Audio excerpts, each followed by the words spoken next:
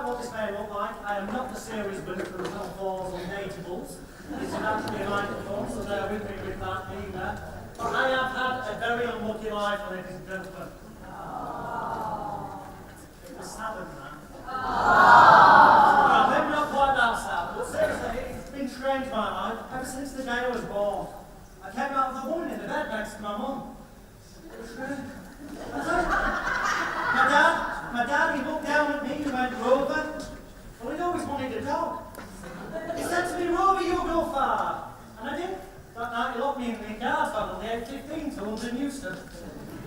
I swear my parents didn't want me. Truly, I do. At the age of 5, at Christmas time, they gave me an empty box. They told me it was an action man coward. Thinking how they move around. I think comedians generally, in years gone by, they used to tell jokes and everyone would laugh together. And I thought that was very old-fashioned. So I thought I'd try and do them where, people laughing clumps. And it's great that it's working well tonight.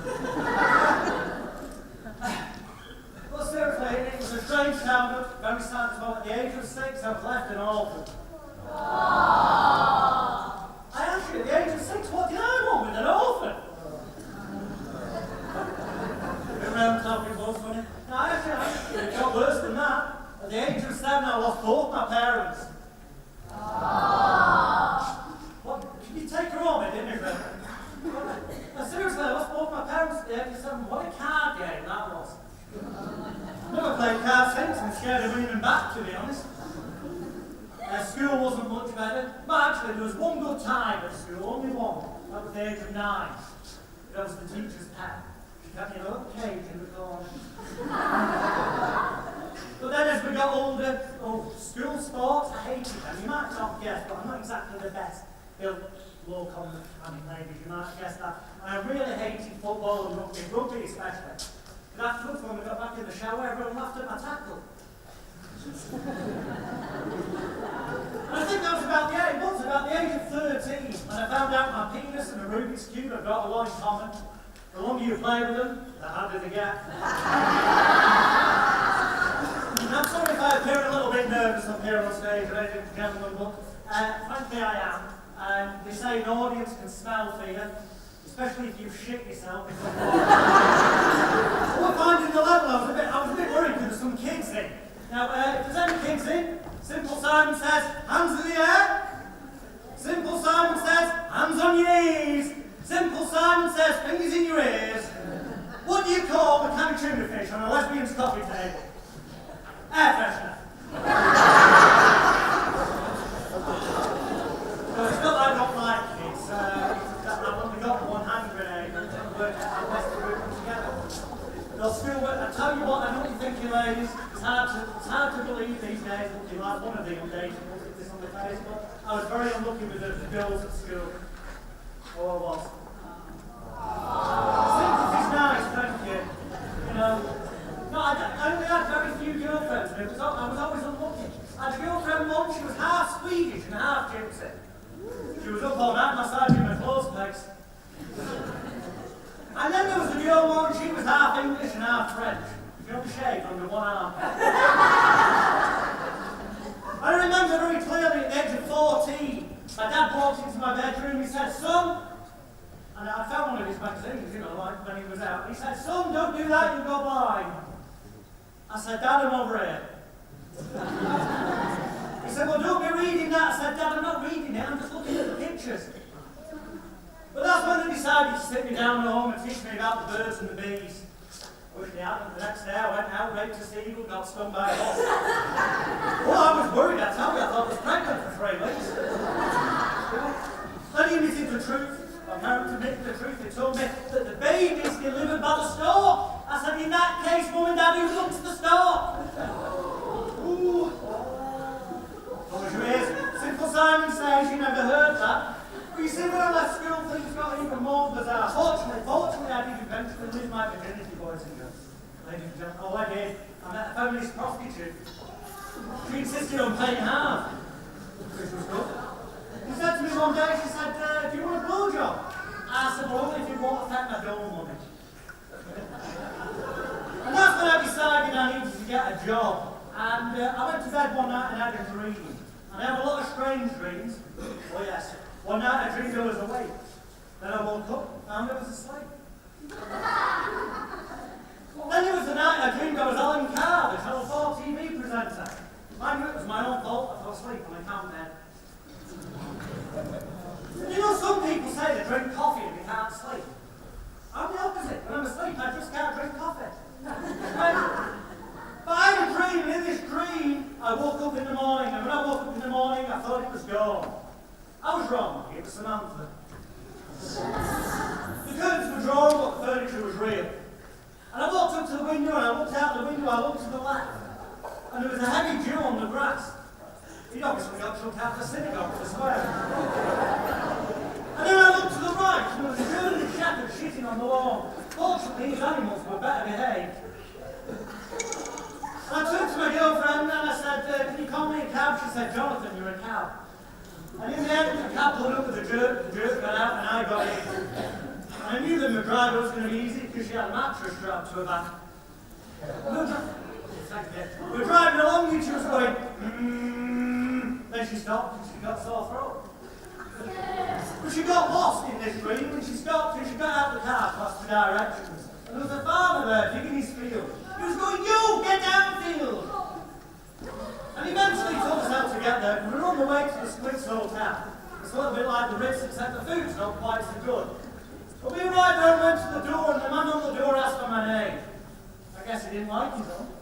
And I went inside and I looked at my watch and I thought, yes, there's just time before I go in to see that magician, the great famous magician do his show, who I'd aspired to be like. So I went in the restaurant for something to eat and I sat down and I looked to the side of me and there was a lady there with frog's legs and chicken's breast. But she had a smashing personality, I'll say. And I looked at her and she looked at me and she rolled her eyes at me. And I picked them up and rolled them back. Well, she had glass eyes. She didn't tell me intentionally, it just dropped out in conversation, you know. She also had an embarrassing mole on her. Very embarrassing. He kept jumping up and swinging on a bloody earring. But that's another story. Eventually, I went in to see this magician, and I walked into the little theatre area in the hotel, and the magician was on stage performing with his assistant. Some people have just got no shame. I tell you. And he was doing a trick with 1, 2, 3, 4, 5 cards. But he threw away 1, 2 cards, gave him a flick, that did the trick. And he was still left with 1, 2, 3, 4, 5 cards. And the whole audience went, call blimey. But obviously you weren't that audience. kind of audience participation. I went to him after the show, but I wanted to know how he did this. And I said, you know that trick you did earlier on with 1, 2, 3, 4, 5 cards where you threw away 1, 2, gave him the flick that did the trick, you were still left with 1, 2, 3, 4, 5 cards, and the whole audience went, fantastic, nearly on time as well. You've got another opportunity, yeah? I said, can you tell me how that's done? He said, no, I can't, I'm afraid. I'm a member of the secret five. It's so secret, I don't know who the other 4 members are.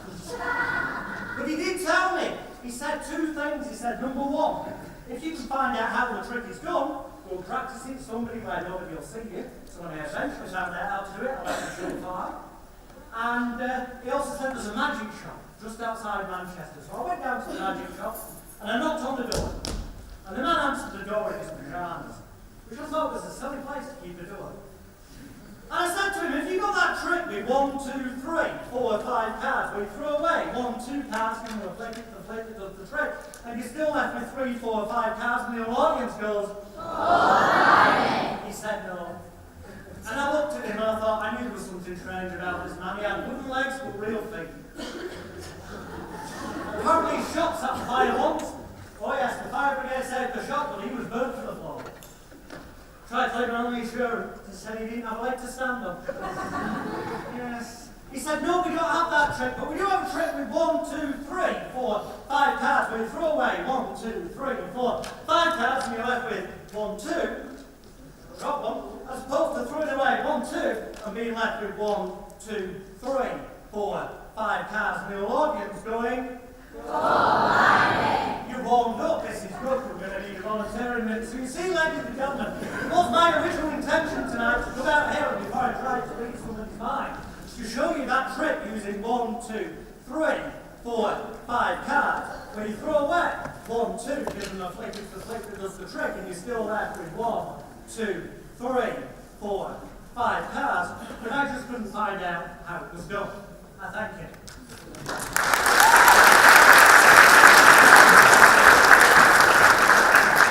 Let's move this just a little bit forward. We need a volunteer to read mine, obviously, otherwise I'll just be telling you what I was thinking. False things immensely. Everyone's now going, oh no, not me, not me.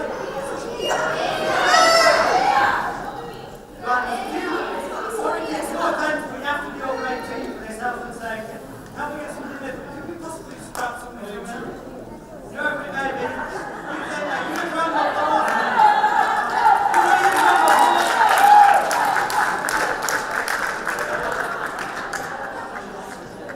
Hopefully I will not need this, ladies and gentlemen, but this is having my second chance to get out of jail free card in case anything should go wrong.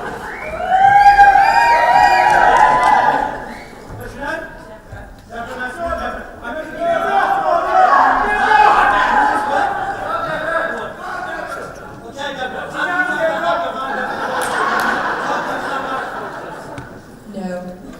what we have here are some words. These are things that people do. So we've got jog, run, read, cry, jump, walk, work, swim. I could go through them all. They're all physical things. Okay? So I'm going to give them a bit of a quick shuffle like that. So we don't have a table. So that you can randomly choose one. I'll just borrow that for 1 second. Just cut the cards. Complete the cut. Put down onto there, yes. Take the card that you cut to. Take that top card off. Don't let me see it. Look at it. See what word you've got, okay? Get that clearly in your mind. Have you done that? Yeah. Okay. In which case, can you put it back on top? I want everyone to see clearly that I'm not looking at them. And I'll take the microphone. So I'm going to ask you some questions. And I'd like you to answer these very loud and clear. Okay. I want you to think of the word. It's a physical action, yes? It's something that you do with your body, yeah? All of those words are. So that bit's not my reading. I don't give reference to the words. They're all physical things. So, I don't want you to see this, I just want the audience to be able to see. Think of the word you've got in mind. If I ask you any questions, it's a simple yes or no, loudly and clearly into the microphone. That's all, don't give me any clues. Look at me, please. Okay, I'm going to go for the first letter. Is there, just a simple yes or no, is there a letter E in this? Yes. Go on! Number 1. No. There's so many words this could be. Think of it. Okay. I'm going to go. No, please, don't give any clues, because she might give me clues and tell me if I'm right or wrong. That's not fair. I just want to ask you a couple of questions before I commit to this. Is this something that, well, step 1, so you come somewhere close, are there 3 letters in this word? Yeah. Right, so it's not more, it would be way okay. So 3 letters, cool, step. Is this something you do quite often? Yeah.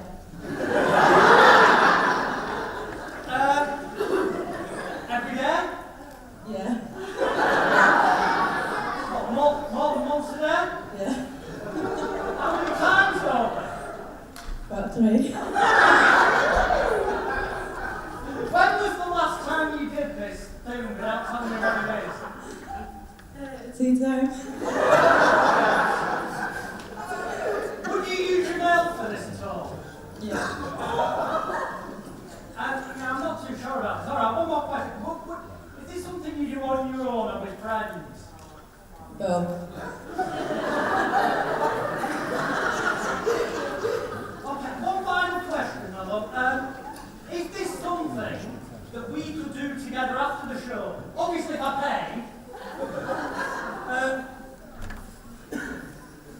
I'll take that as a rejection, and I told you one day you will shut up. Okay, get ready.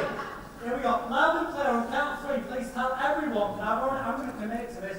Please tell everyone what word it was that you randomly chose and thought of out loud. What was it? Eat. Thank you very much, Gary.